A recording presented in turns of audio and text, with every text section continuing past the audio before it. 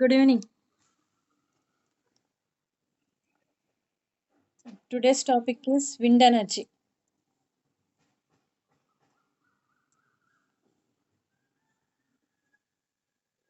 Wind energy wind energy అనేది ఏంటి అసలు విండ్ ఎనర్జీ ఎలక్ట్రికల్ ఎనర్జీకి ఏ విధంగా కన్వర్ట్ అవుతుంది అన్నది టాపిక్. అసలు విండ్ అంటే ఏంటి అంటే ఎయిర్ వేరు, విండ్ వేరు. గాలి, పవనము. గాలి ఒక చోటు నుంచి ఇంకో చోటికి ట్రావెల్ చేస్తే వచ్చేది దాన్ని ఏమంటాం అంటే పవనము అంటాం. అంటే గాలి ఒక చోటు నుంచి ఇంకో చోటికి మూవ్ అవుతూ ఉంటే వచ్చేదాన్ని విండ్, పవనము అంటాం. ఓకేనా? అంటే విండ్కి ఏం శక్తి ఉంటుంది అంటే గతి శక్తి ఉంటుంది, కైనెటిక్ ఎనర్జీ ఉంటుంది. విండ్కు ఉండేదాన్ని ఏమంటామంటే గతి శక్తి అంటాం. ఎయిర్ ఒక చోటు నుంచి ఇంకో చోటికి ట్రావెల్ అయితే వచ్చేది విండ్. గాలి ఒక చోటు నుంచి ఇంకో చోటికి ప్రయాణిస్తే గమనంలో ఉంటే, చలనంలో ఉంటే దాన్ని ఏమంటామంటే పవనము అంటాం. ఆ పవనమునికి ఉండేది ఏంటంటే గతి శక్తి, కైనెటిక్ ఎనర్జీ. ఈ గతి శక్తిని మనం విండ్ టర్బైన్లోకి పంపితే మనకు వచ్చేది ఏంటంటే ఎలక్ట్రికల్ ఎనర్జీ. అనేది విండ్ టర్బైన్ ఆధారంగా మనం ఎలక్ట్రికల్ ఎనర్జీని ప్రొడ్యూస్ చేస్తాం.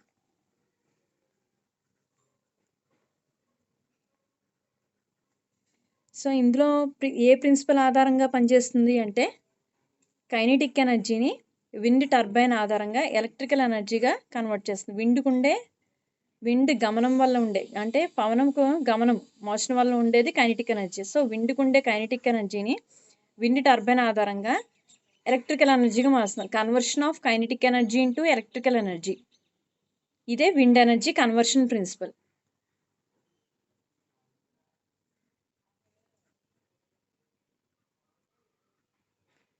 సో ఈ మధ్యలో వాడేదాన్ని ఏంటంటే ఈ టర్బైన్కి పంపిన తర్వాత దీని నుంచి జనరేటర్కి కనెక్ట్ చేస్తారు.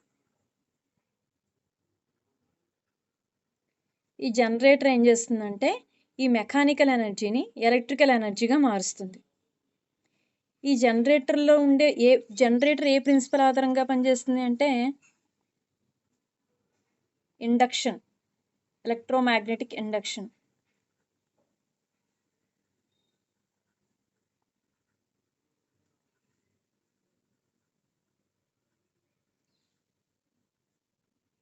మీకు తెలుసు కదా ఫారడేస్ లా. ఫారడేస్ లా ఏంటి? Electrical energy is equal to -d∅b/dt. EMF generated in the system is equal to negative rate of change of flux.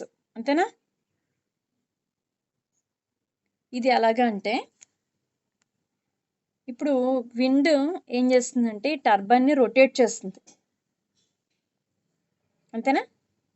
ఈ టర్బైన్ని షాఫ్ట్కి కనెక్ట్ చేస్తారు, దాన్ని మళ్ళీ జనరేటర్కి కనెక్ట్ చేస్తారు. ఇంకొక పిక్చర్ షేర్ చేస్తాను చూడండి.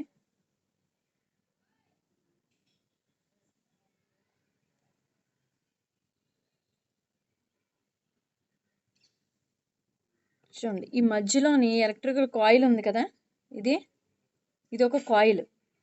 ఈ కాయిల్కి షాఫ్ట్ని కనెక్ట్ చేయడం వల్ల ఈ కాయిల్ రొటేట్ అవ్వడం స్టార్ట్ అవుతుంది. దేనిలో రొటేట్ అవుతుంది? మ్యాగ్నెటిక్ ఫీల్డ్లో రొటేట్ అవుతుంది. చూడండి, నార్త్ సౌత్ పోల్స్ ఉన్నాయి సార్. ఈ మ్యాగ్నెటిక్ ఫీల్డ్లో రొటేట్ అవుతుంది. రొటేట్ అవ్వడం వల్ల ఫ్లక్స్లో చేంజ్ వస్తుంది కదా, మ్యాగ్నెటిక్ ఫ్లక్స్లో. అంటే number of magnetic lines of forces passing through unit area అని చెప్పుకున్నాం. ఫ్లక్స్ అంటే ఫ్లక్స్లో మార్పు వస్తుంది. ఫ్లక్స్లో మార్పు రావడం వల్ల ఏమవుతుంది? d∅b/dt అన్నాం. ఫ్లక్స్లో మార్పు రావడం వల్ల ఈఎంఎఫ్ అనేది జనరేట్ అవుతుంది. అవునా? గుర్తుందా ఫారడేస్లా? ఫ్లక్స్లో మార్పు వల్ల. ఇప్పుడు ఒక కాయిల్ తీసుకున్నాము, మనం ఏం చేసాము? కాయిల్లో మ్యాగ్నెట్ తీసుకున్నాం. ఈ మ్యాగ్నెట్కి ముందుకు జరుపుతూ ఉన్నప్పుడు ఫ్లక్స్ పెరుగుతోంది. ఫ్లక్స్ పెరుగుతూ ఉంటేనే, చేంజ్ ఉంటేనే ఎలక్ట్రిక్ ఫీల్డ్ జనరేట్ అవుతుంది. ఈ మ్యాగ్నెట్ తీసుకెళ్ళి మధ్యలో పెట్టేసినా ఎలక్ట్రిక్ ఫీల్డ్ జనరేట్ అవ్వదు. ఈ ఫ్లక్స్ అంటే ఈ magnetic lines of forces pass అవుతున్నాయి కదా, ఈ పాస్ అయ్యే ఫ్లక్స్, ఈ నెంబర్ ఆఫ్ లైన్స్ తగ్గడం కానీ పెరగడం కానీ జరుగుతుంది. ఇలా ఫ్లక్స్లో మార్పు వచ్చినప్పుడు ఈఎంఎఫ్ అనేది జనరేట్ అవుతుంది. అంటే ఇక్కడ తీసుకున్న కాయిల్ ఇక్కడ మ్యాగ్నెట్ ఉంది కదా, మ్యాగ్నెట్ లో పెట్టిన కాయిల్ అనేది రొటేట్ అవుతూ ఉంటుంది. రొటేట్ అవ్వడం వల్ల ఈ ఫ్లక్స్ లో మార్పు అనేది సంభవిస్తుంది. ఈ ఫ్లక్స్ లో మార్పు వల్ల ఎలక్ట్రిక్ ఫీల్డ్ జనరేట్ అవుతుంది అన్నమాట. ఈ విధంగా ఈ ఈ విండ్ టర్బైన్ రొటేట్ అవుతుంది కదా, ఈ రొటేట్ అవ్వడానికి కాయిల్ కనెక్ట్ చేయడం వల్ల ఈ కాయిల్ మ్యాగ్నెటిక్ ఫీల్డ్ లో రొటేట్ అవ్వడం వల్ల మ్యాగ్నెటిక్ ఫ్లక్స్ లో మార్పు వచ్చి ఎలక్ట్రిక్ ఫీల్డ్ అనేది జనరేట్ అవుతుంది అనమాట. అర్థమైందా?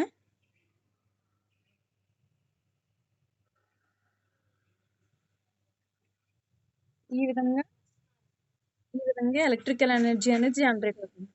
ఫస్ట్ ఈ ప్రతి శక్తి దీనికి ఉండేది ఏంటంటే గతిశక్తి. అసలు గాలి ఎందుకు వస్తుంది, ఒక ప్లేస్ నుంచి ఇంకో ప్లేస్ కి ఎందుకు మూవ్ అవుతుంది గాలి, ఎందుకు మూవ్ అవ్వాలి, కారణం ఏంటి అంటే ఇప్పుడు సన్ నుంచి వచ్చిన రేడియేషన్స్ వల్ల టెంపరేచర్ లో మార్పు వస్తుంది. భూమి తీసుకున్నట్లే భూమధ్య రేఖ దగ్గర ఏంటంటే ఎక్కువ టెంపరేచర్, ఎక్కువ ఉష్ణోగ్రత ఉంటుంది, హై టెంపరేచర్ ఉంటుంది. ధృవాల మధ్య లో టెంపరేచర్ ఉంటుంది. భూమధ్య రేఖ వద్ద ఈక్వెటార్ వద్ద హై టెంపరేచర్, ధృవాల వద్ద లో టెంపరేచర్ ఉంటుంది. ఈ టెంపరేచర్ డిఫరెన్స్ వల్ల ప్రెషర్ డిఫరెన్స్ అనేది జరుగుతుంది. ఈ ప్రెషర్ డిఫరెన్స్ వల్ల ఏంటంటే గాలి ఒక చోటు నుంచి ఇంకో చోటుకి మూవ్ అవుతుంది అనమాట. అర్థమైందా? అంటే హై టెంపరేచర్ ఉంటే హై ప్రెషర్ ఉంటుంది, లో టెంపరేచర్ ఉంటే లో ప్రెషర్ ఉంటుంది. మనం చదువుకున్నాం. హై ప్రెషర్ ఉంటే ప్రెషర్ ఎక్కువ ఉందనుకోండి, బాగా రబ్ చేయండి హ్యాండ్స్, ఏమవుతుంది, ప్రెషర్ ఎక్కువ పెరుగుతుంది. ప్రెషర్ ఎక్కువ ఉంటే టెంపరేచర్ ఎక్కువ ఉంటుంది. సో ఇక్కడ హై టెంపరేచర్, ఇక్కడ లో టెంపరేచర్. సో ఇక్కడ హై ప్రెషర్, ఇక్కడ లో ప్రెషర్ ఉంటుంది. ఈ ప్రెషర్ డిఫరెన్స్, పీడన వ్యత్యాసాల కారణంగా గాలి ఒక చోటు నుంచి ఇంకో చోటుకి మూవ్ అవుతుంది అనమాట. ఇలా గాలి మూవ్ అవ్వడం వల్ల విండ్ వస్తుంది. సో ఈ విండ్ కి గతిశక్తి అనేది వస్తుంది, ఈ గాలికి గతిశక్తి వస్తుంది, దాన్ని విండ్ అంటున్నాం. సో ఈ విండ్ ఈ రావడానికి కారణం ఎవరు అంటే ఎవరు, సన్. ఈ సన్ నుంచి వచ్చిన సన్ నుంచి భూమికి వచ్చిన మొత్తం ఎనర్జీలో ఒక 2% విండ్ ఎనర్జీగా కన్వర్ట్ అవుతుంది అనమాట. ఎందువల్ల అంటే ఒక ఒక దగ్గర టెంపరేచర్ ఎక్కువ, ఒక దగ్గర టెంపరేచర్ తక్కువ ఉండడం వల్ల ప్రెషర్ ఒక దగ్గర ఎక్కువ, ప్రెషర్ ఒక దగ్గర తక్కువ వస్తుంది. ప్రెషర్లో ఎక్కువ తక్కువ ఉండడం వల్ల ఈ వ్యత్యాసాల కారణంగా గాలి ఒక చోట నుంచి ఇంకో చోటకి మూవ్ అవుతుంది. సో ఈ విండ్ ఎనర్జీకి కూడా కారణం ఎవరు అంటే సన్నే.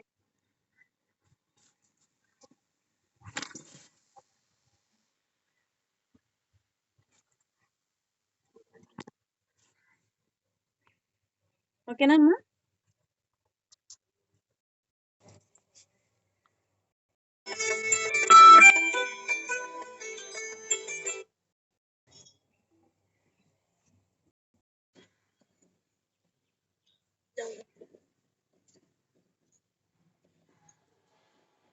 ఎక్స్క్యూజ్ మీ,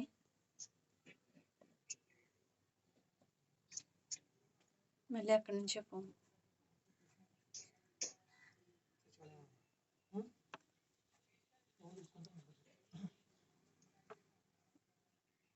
సో ఈ విండ్ ఎనర్జీ కారణం ఏమిటంటే సన్నే. ఈ విండ్ ఎనర్జీ వల్ల మనకి కొన్ని అడ్వాంటేజెస్ ఉన్నాయి, కొన్ని డిసడ్వాంటేజెస్ ఉన్నాయి. ఫస్ట్ అడ్వాంటేజెస్ ఏంటంటే ఇది ఎటువంటి ఎనర్జీ, విండ్ ఎనర్జీ అనేది రెన్యూవబుల్ ఎనర్జీ,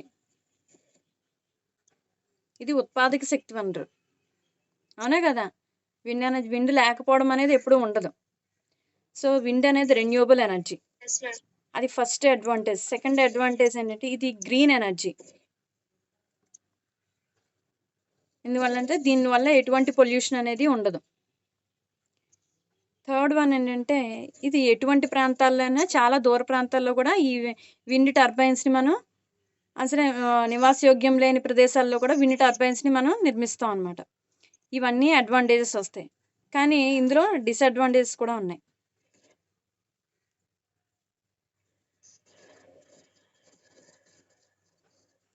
ఈ డిసడ్వాంటేజెస్ ఏంటంటే విండ్ టర్బైన్ని నిర్మించడం అనేది చాలా కష్టం. దీనికి కొలతలు జాగ్రత్తగా ఉండాలి, దీని పొడవు హైట్ ఎంత దూరంలో పెట్టాలి, ఎంత హైట్లో పెట్టాలి, దాని యొక్క వింగ్స్ ఉంటాయి కదా, ఈ వింగ్స్ యొక్క డైమెన్షన్స్ అన్నీ కరెక్ట్గా ఉండాలి. దీని ఎత్తు పెరిగే కొద్దీ దీని యొక్క స్టెబిలిటీ తక్కువగా ఉంటుంది. సో దీన్ని ప్రొటెక్ట్ చేయడం కూడా కష్టం. ఇవన్నీ దీని యొక్క డిఫికల్టీస్ అన్నమాట. దట్టు గాలి వేగం ఎప్పుడు కూడా ఫస్ట్ ఏంటంటే మ్యానుఫ్యాక్చరింగ్, నెక్స్ట్ విండ్ ఎప్పుడు స్థిరంగా ఉండదు. అవునా, విండ్ యొక్క వేగం ఎప్పుడు స్థిరంగా ఉంటుందా? ఉండదు. ఎందుకంటే టెంపరేచర్ డిఫరెన్స్ ఎప్పుడు ఒకేలా ఉండదు, ప్రెషర్ డిఫరెన్స్ ఎప్పుడు ఒకేలా ఉండదు. సో ఏముంటుంది, విండ్ యొక్క వెలాసిటీ ఎప్పుడు కాన్స్టెంట్గా ఉండదు. కాబట్టి విండ్ ఎనర్జీ అంటే కైనెటిక్ ఎనర్జీ, కైనెటిక్ ఎనర్జీ నుంచి వచ్చిన ఎలక్ట్రికల్ ఎనర్జీ కూడా ఎప్పుడు కాన్స్టెంట్గా ఉండదు. అవునా, అది దీని యొక్క డిసడ్వాంటేజ్ అన్నమాట. అడ్వాంటేజ్ ఏంటంటే it is a renewable energy, పునరుత్పాదక శక్తి వనరు. That it is a green energy, దీనివల్ల ఎటువంటి పొల్యూషన్ జరగదు. ఇది దూర ప్రాంతాల్లో, నివాసయోగ్యం లేని ప్రాంతాల్లో కూడా నిర్మించుకోవడం వల్ల దీనివల్ల వచ్చే స్పేస్ అనేది మనకి ఎక్కువ వేస్ట్ అనేది ఉండదు. ఇవన్నీ అడ్వాంటేజెస్. కాకపోతే దీన్ని నిర్మించడం అనేది, దీని డైమెన్షన్స్ అన్నీ చూసుకోవడం అనేది చాలా కష్టమైన పని. అలాగే దీన్ని ఇలా విండ్కి వేగం ఎప్పుడు స్థిరంగా ఉండదు. కాబట్టి దీని నుంచి వచ్చిన ఎలక్ట్రికల్ ఎనర్జీ ఎంత వస్తుంది అన్నది మన అంచనా కూడా కరెక్ట్గా వేయలేం.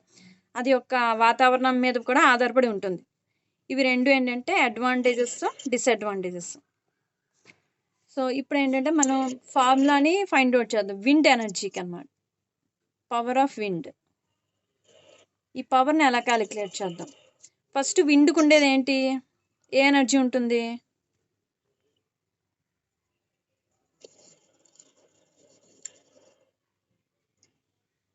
విండ్కి ఎటువంటి ఎనర్జీ ఉంటుంది? పవనానికి ఎటువంటి శక్తి ఉంటుంది?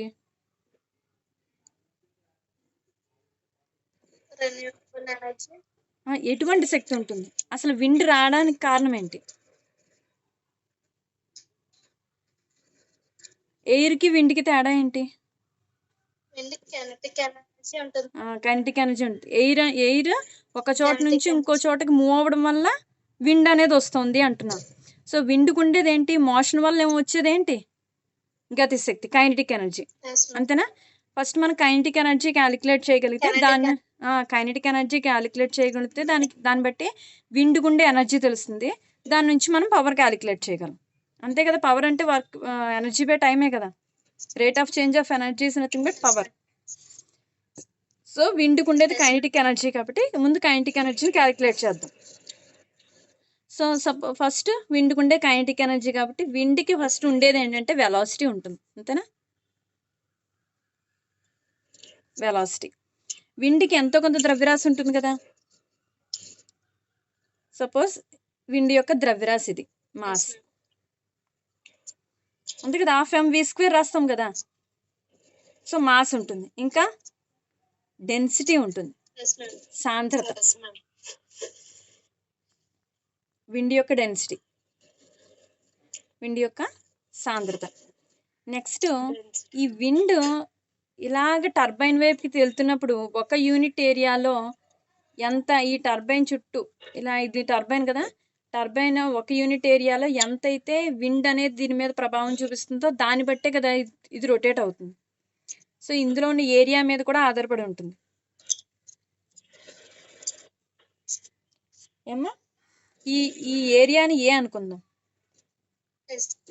గాలి ప్రయాణించే వైశాల్యం అన్నమాట.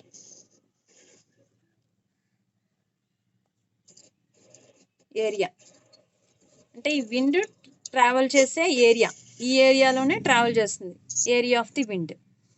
మనకు ఒక ఫార్ములా తెలుసు ఏంటి, ద్రవ్యరాశి ఈజ్ ఈక్వల్ టు, ద్రవ్యరాశి కాదు, సాంద్రత ఈజ్ ఈక్వల్ టు ద్రవ్యరాశి బై ఘనపరిమాణం. అంతేనా? m/v, ద్రవ్యరాశి బై ఘనపరిమాణం. సో ద్రవ్యరాశి ఎంత? m. ఘనపరిమాణం అంటే ఏరియా ఇంటూ లెంగ్త్, లేదా ఇక్కడ తీసుకుంటే ఇది రేడియస్ అవుతుంది, అయితే డిస్టెన్స్. ఈ మొత్తం గాలికి ఉండే ఘనపరిమాణం. సో మాస్ లెంగ్త్ అనుకుంటే suppose m is equal to rho AL. రో ఏఎల్. సపోజ్ మనం స్మాల్ ఎమ్ని క్యాపిటల్ ఎమ్ని మాస్ అనుకున్నాం. స్మాల్ ఎమ్ని ఏమనుకుంటామంటే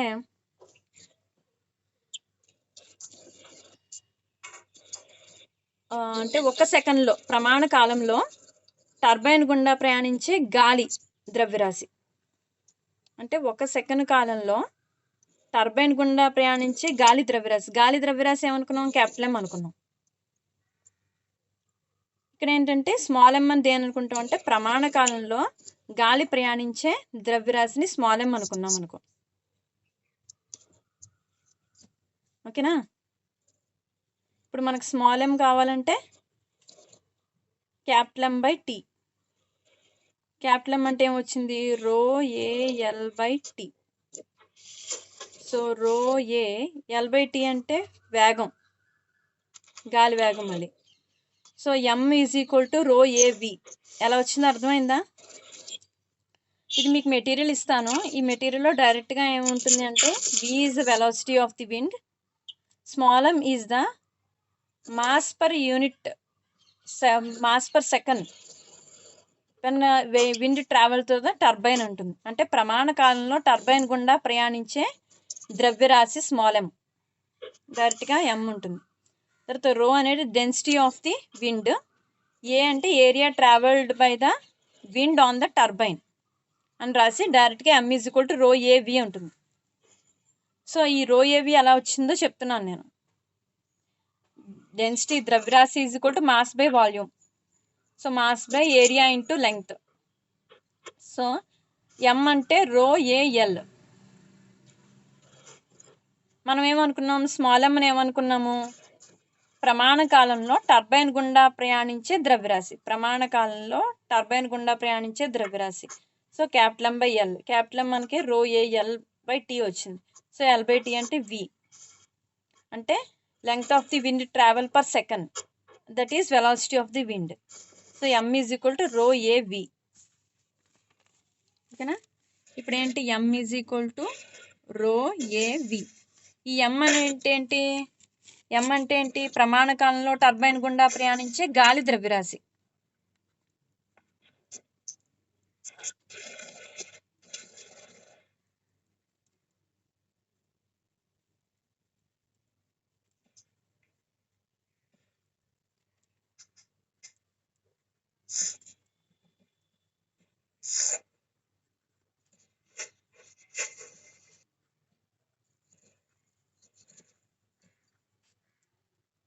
small m is equal to rho ఏవి.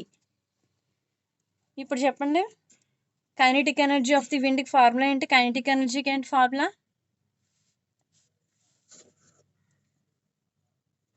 కైనెటిక్ ఎనర్జీ ఫార్ములా ఏంటి? Half m v square. Half into m అంటే ఇక్కడ ఏం రాస్తాం? Rho AV into v square. So half rho A v cube. ఇది kinetic energy అంటున్నాను. దీన్ని ఏమంటున్నామంటే పవర్ అంటున్నాను. ఆల్రెడీ ఎందుకు అంటున్నామంటే ఇక్కడ మాస్ అంటే ఏంటి? మాస్ పర్ యూనిట్ లెంగ్త్ అంటే యూనిట్ సెకండ్. 1 సెకండ్ కాలంలో చూడండి, ప్రమాణ కాలంలో టర్బైన్ గుండా ప్రయాణించే గాలి ద్రవ్యరాశి అన్నాను, మామూలుగా ద్రవ్యరాశి కాదు. ఇదేంటి? ప్రమాణ కాలంలో ప్రయాణించే గాలి ద్రవ్యరాశి. సో ఆటోమేటిక్గా ఇక్కడ టైం వచ్చేసింది. యాక్చువల్గా కైనెటిక్ ఎనర్జీ అంటే ఏమనుకున్నాం? Half m v square. ఇక్కడ టీ ఆల్రెడీ వచ్చేసింది. So this is nothing but power. అంతే కదా? Energy by time power. ఇక్కడ మాస్ బై టైమే కదా స్మాల్ ఎమ్. ఈ స్మాల్ ఎమ్ అంటేనే రో ఏవి. సో రో AV into v square. So half rho A v cube. So పవన శక్తి ఎంత వచ్చింది? Half rho A v cube. Power of the wind ఎంత వచ్చింది? అవునా? ఇది పవన శక్తి, wind energy.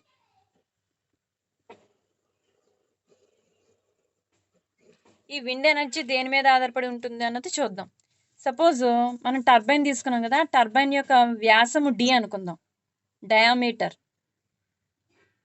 Diameter of turbine d అనుకుందాం. సో రేడియస్ ఏమవుతుంది? d/2. సో ఏరియా ఏమవుతుంది? ఏరియా ఫార్ములా ఏంటి? టర్బైన్ రౌండ్గానైనా తిరుగుతుంది. ఇది రేడియస్ r అనుకున్నాం, ఇది మొత్తం డయామీటర్, ఇది రేడియస్. సో ఏరియా అంతా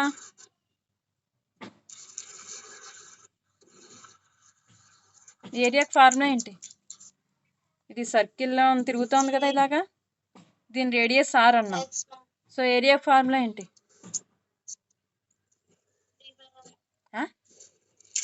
d కూడా వదిలే, రేడియస్ r అన్నాను, ఇది ఒక సర్కిల్, దీని యొక్క ఏరియా ఎంత? సర్కిల్ ఏరియా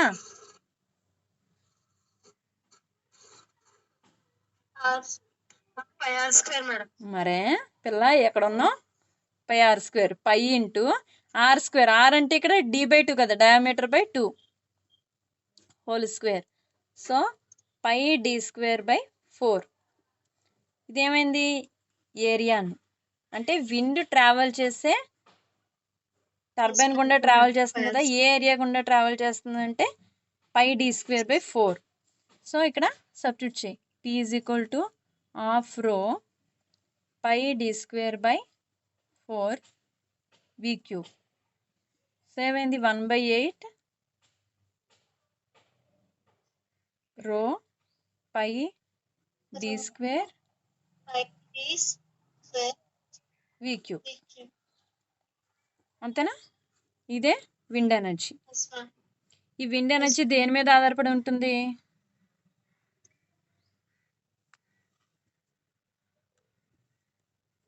విండ్ ఎనర్జీ దేని మీద ఆధారపడి ఉంటుంది? వేగం మీద ఆధారపడి ఉంటుంది, అవునా? Wind energy is directly proportional to v³. అంటే వేగం ఎక్కువగా ఉంటే ఎనర్జీ ఎక్కువ వస్తుంది. అంటే విండ్ యొక్క మన గాలి యొక్క వేగం ఎక్కువగా ఉంటే ఎనర్జీ ఎక్కువ అవుతుంది, అంతేనే కదా? ప్రపోర్షనల్గా ఉన్నాయి కదా. సో వేగం పెరుగుతూ ఉంటే ఎక్కువ శక్తి వస్తుంది. అలాగే d² ప్రపోర్షనల్గా ఉండాలి, అంటే డయామీటర్ ఎక్కువ ఉండాలి. డయామీటర్ ఎక్కువ ఉండాలంటే ఈ వింగ్స్ యొక్క పొడవు ఎక్కువ ఉండాలి. అందుకే మనకి వింగ్స్ యొక్క పొడవు బాగా ఎక్కువ ఉంటుంది. చూడండి, చిన్న చిన్న రెక్కలు పెట్టరు, అవునే కదా? ఎలా ఉంటాయి? అవును మేడం.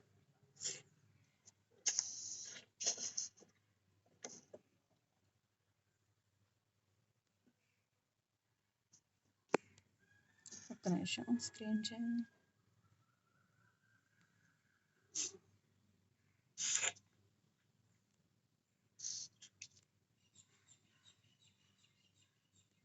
చూడండి, చిన్న చిన్నగా ఉన్నాయి అవి. లేదు మేడం. డయామీటర్ అనేది చాలా పెద్దగా ఉంటుంది అన్నమాట. ఎందుకంటే ఎక్కువ పొడుగు పెరిగే కొద్దీ ఏమవుతుందంటే విండ్ ఎనర్జీ అనేది ఎక్కువ జనరేట్ అవుతుంది. So it is proportional to d². Wind energy is direct proportional to d². అంటే మనం తయారు చేసుకునే టర్బైన్ యొక్క డయామీటర్ ఎక్కువ ఉండాలి, అలాగే విండ్ యొక్క వేగం ఎక్కువ ఉండాలి. ఎక్కువ ఉన్నప్పుడు మాత్రమే మనకి విండ్ ఎనర్జీ అనేది ఎక్కువగా లభిస్తుంది అన్నమాట. అర్థమైంది ఇక్కడ వరకు అందరికీ? ఏమా రామనాగదుర్గ మాట్లాడవు? ఇంకేంటి?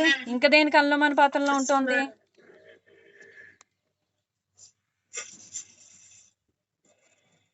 ప్రపోర్షనల్ టు రోకి అనులోమానుపాతంలో ఉంటుంది కదా. సో గాలి యొక్క సాంద్రతకు కూడా ప్రపోర్షనల్గా ఉంటుంది. గాలి సాంద్రత ఎక్కువ ఉండాలి, ఎక్కువ ఉన్నా విండ్ ఎనర్జీ ఎక్కువ వస్తుంది. డయామీటర్ ఎక్కువ ఉండాలి, అలాగే విండ్ యొక్క వేగం ఎక్కువ ఉండాలి. ఇలా 3 ఎక్కువగా ఉంటే విండ్ ఎనర్జీ అనేది ఎక్కువ వస్తుంది. అయితే అవన్నీ ఉన్నా సరే విండ్ ఎనర్జీ అంతా మొత్తం పవర్గా కన్వర్ట్ అవుతుందా అంటే అవ్వదు. అది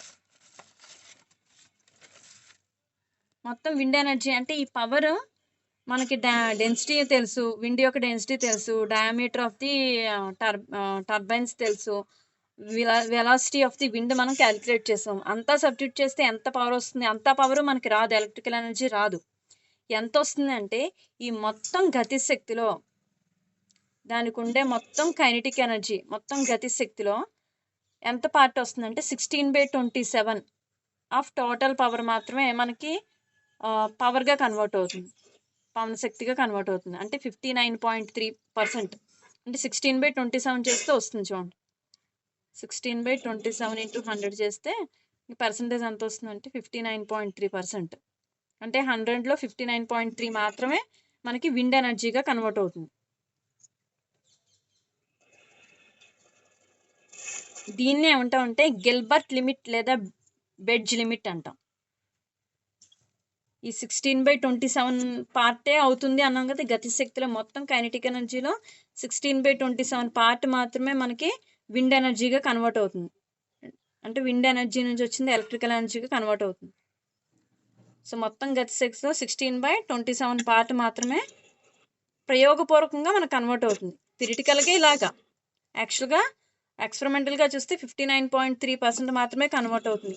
ఈ 16/27 ఏమంటామంటే గిల్బర్ట్ లిమిట్ లేదా బెడ్జ్ గుణకము బెడ్జ్ కోఎఫిషియంట్ లేదా Gilbert limit or Betz coefficient.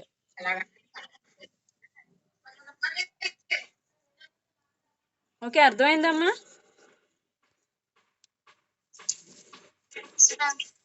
ఒకసారి చెప్పమంటారా మళ్ళీ? విండ్ ఎనర్జీ, పవన శక్తి, పవనము అనేది ఎప్పుడు వస్తుందంటే గాలి ఒక ప్లేస్ నుంచి ఇంకో ప్లేస్కి ట్రావెల్ చేస్తే వచ్చేది విండ్. విండ్కి ఉండేది ఏంటి అంటే ఏంటి ఉంటుంది? విండ్ మూవ్ అవుతుంది, ఎయిర్ మూవ్ అవుతుంది కాబట్టి దానికి గతి శక్తి ఉంటుంది, కైనెటిక్ ఎనర్జీ అనేది ఉంటుంది. ఈ కైనెటిక్ ఎనర్జీని టర్బైన్స్ ద్వారా మనం ఎలక్ట్రికల్ ఎనర్జీగా జనరేట్ చేస్తాం. అయితే విండ్ ఒక చోట నుంచి ఎందుకు ట్రావెల్ అవ్వాలి, గాలి ఒక చోట నుంచి ఒక చోటకి ఎందుకు ట్రావెల్ అవ్వాలి అంటే సన్ నుంచి వచ్చిన సోలార్ రేడియేషన్స్ వల్ల అవి భూమధ్యరేఖ వద్ద ఎక్కువగాను ధృవాల వద్ద తక్కువగా ఉండడం వల్ల టెంపరేచర్ భూమధ్యరేఖ వద్ద ఎక్కువ, ధృవాల వద్ద తక్కువ ఉంటుంది. ఈ టెంపరేచర్ డిఫరెన్స్ వల్ల ప్రెజర్ డిఫరెన్స్ అనేది ఎగ్జిస్ట్ అవుతుంది. ఈ ప్రెజర్ డిఫరెన్స్ వల్ల ఏమవుతుందంటే ఎయిర్ ఒక ప్లేస్ నుంచి ఇంకో ప్లేస్కి ట్రావెల్ అవుతుంది. ఇలా ఎయిర్ ఒక ప్లేస్ నుంచి ఇంకో ప్లేస్కి ట్రావెల్ అవ్వడం వల్ల దానికి వచ్చే గతిశక్తి కారణంగా మనకి ఎలక్ట్రికల్ ఎనర్జీ అనేది జనరేట్ అవుతుంది. దానికి మనం ఉపయోగించేది ఏంటంటే టర్బైన్స్, విండ్ టర్బైన్స్. ఈ విండ్ ఎనర్జీ వల్ల ఉపయోగం ఏంటి అంటే ఈ విండ్ ఎనర్జీ వల్ల వీటిది రెన్యూబుల్ ఎనర్జీ, అంటే పునరుత్పాదక శక్తి వనరు, మళ్ళీ మనం ఉత్పాదించవచ్చు, దీనికి నాశనం అనేది ఉండదు. అలాగే it is a green energy, renewable energy, green energy. దీనివల్ల ఎటువంటి కార్బన్ డైఆక్సైడ్ హార్మ్ఫుల్ గ్యాసెస్ ఏమీ రిలీజ్ అవ్వవు. దట్టు ఇది ఎటువంటి జనసంచారం లేని ప్రాంతాల్లో, దూర ప్రాంతాల్లో కూడా నిర్మించుకోగలం. ఇవి అడ్వాంటేజెస్. డిసడ్వాంటేజెస్ అంటే దీన్ని కన్స్ట్రక్ట్ చేయడం చాలా డిఫికల్టీ. దీన్ని కన్స్ట్రక్ట్ చేసాము అంటే అక్కడితో పని అయిపోలేదు, దీన్ని మళ్ళీ కాపాడుకోగలగాలి. ఎటువంటి అంటే వాతావరణ పరిస్థితులకి అనుగుణంగా దీన్ని చూసుకోవాలంటే కష్టం కదా. ఏం మార్పు వచ్చినా సరే ఇది విండ్ టర్బైన్ తిరగదు, కరెక్ట్గా రొటేట్ అవ్వదు. సో దీన్ని మ్యానుఫ్యాక్చరింగే కాదు, దీని ప్రొటెక్షన్ కూడా కష్టమే, ఇది డిఫికల్టీ. ఇంకొకటి ఏంటంటే ఈ టర్బైన్ అయితే పెట్టాము, విండ్ యొక్క స్పీడ్ ఎప్పుడూ ఒకేలా ఉండదు. సో దీని నుంచి వచ్చే ఎలక్ట్రికల్ ఎనర్జీ కూడా మనకు చెప్పలేం ఎంత వస్తుందని, ఒకేలా ఉండదు. దీని వాతావరణానికి అనుగుణంగా ఇది మారుతూ ఉంటుంది. ఇవి డిసడ్వాంటేజెస్. సో విండ్కి ఉండేది ఏంటి, మెయిన్ ఏంటంటే కైనెటిక్ ఎనర్జీ. దీన్ని టర్బైన్స్ ద్వారా, ఈ టర్బైన్ ద్వారా జనరేటర్ కనెక్ట్ చేసి ఎలక్ట్రికల్ ఎనర్జీ అనేది జనరేట్ అవుతుంది. ఈ జనరేటర్ ఏ ప్రిన్సిపల్ ఆధారంగా పనిచేస్తుందంటే electromagnetic induction due to from Faraday's లా.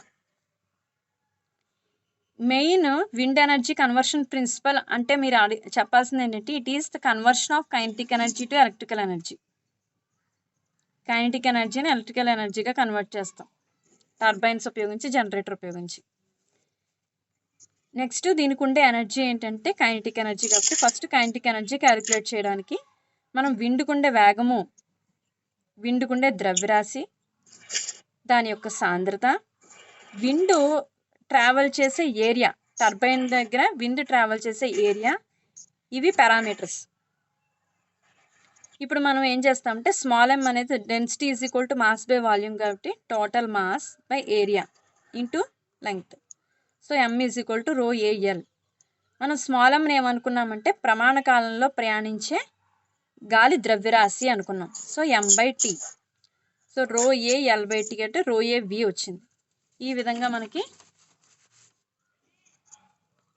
ప్రమాణ కాలంలో టర్బైన్ గుండా ప్రయాణించే గాలి ద్రవ్యరాశి రో ఏ వి, ఇది మాస్. సో దీనికి ఉండే గతిశక్తి ఏంటి? Half m v square. m already వచ్చింది, సబ్స్టిట్యూట్ చేసుకున్నాం, v square. So half m రో ఏ వి క్యూబ్. ఇది విండ్ ఎనర్జీ. ఈ విండ్ ఎనర్జీ ఈక్వేషన్ బట్టి దేని మీద ఆధారపడి ఉంటుంది అంటే దీని నుంచి మళ్ళీ విండ్ టర్బైన్ కన్స్ట్రక్షన్కి దీని యొక్క డయామీటర్ ఆధారంగా ఈ ఏరియాని ఫైండ్ అవుట్ చేసాం.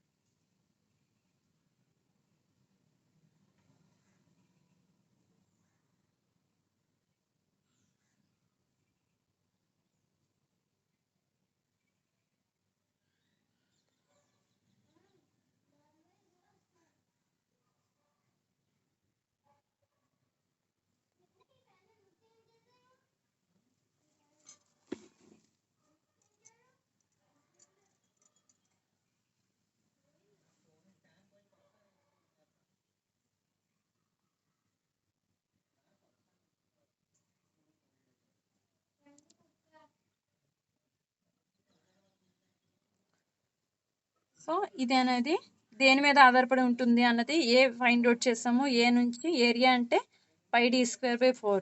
ఇది సబ్స్టిట్యూట్ చేసాం, ఇప్పుడు పవర్ విండ్ ఎనర్జీ వచ్చింది. ఈ విండ్ ఎనర్జీ దేని మీద ఆధారపడి ఉంటుంది? వేగం యొక్క క్యూబ్కి అనులోమానుపాతంలోను, స్క్వేర్ ఆఫ్ ది డయామీటర్కి అనులోమానుపాతంలోను, డెన్సిటీకి అనులోమానుపాతంలోనే ఉంటుంది. సో విండ్ యొక్క వేగం ఎక్కువగా ఉండాలి, అలాగే డయామీటర్ ఆఫ్ ది టర్బైన్ ఇది ఎక్కువగా ఉండాలి, అదే డెన్సిటీ కూడా ఎక్కువ ఉండాలి. ఇలా ఉంటే మనకి దీని నుంచి పవర్ అనేది ఎక్కువ వస్తుంది. అయితే కైనెటిక్ ఎనర్జీ, విండ్కు ఉండే కైనెటిక్ ఎనర్జీ మొత్తము పవర్గా కన్వర్ట్ అవ్వదు. యాక్చువల్గా ప్రయోగపూర్వకంగా అయితే 16/27 part of the total kinetic energy is converted into wind energy. అది ఎంత అంటే 59.3%. దీన్ని ఈ 16/27 మనం ఏమంటామంటే గిల్బర్ట్ లిమిట్ ఆర్ బెడ్జ్ గుణకము, బెడ్జ్ లిమిట్, బెడ్జ్ కోఎఫిషియంట్ అంటాం. This is all about wind energy conversion principle. రేపు టర్బైన్ ఎలా కన్స్ట్రక్ట్ చేస్తామో వాటిలో ఉండే భాగాలు ఏంటి, దాని వర్కింగ్ ప్రిన్సిపల్ రేపు చెప్తాను. ఏమా parts of the wind turbine and working of the wind turbine రేపు చెప్పుకుందాం. ఒకసారి ఓకే, బాయ్, ఎండ్ చేస్తున్నాను. ఓకే అమ్మా, బాయ్. ఓకే అమ్మా, ఓకే, ఓకే అమ్మా, ఓకే.